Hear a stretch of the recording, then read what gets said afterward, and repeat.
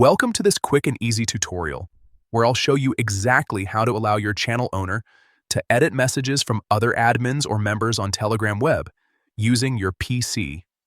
Telegram has recently rolled out a new update with more control options for channel management, and this setting can be a real game changer when it comes to organizing and correcting shared content.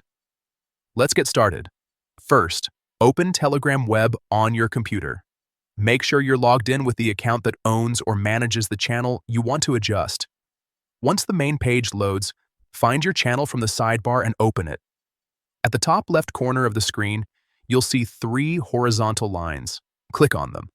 This will open a menu where you can manage different parts of your Telegram. From here, choose Edit.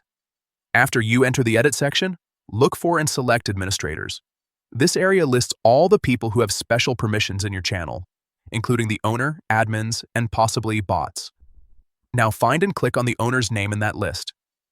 This is where you can control what the channel owner can and cannot do.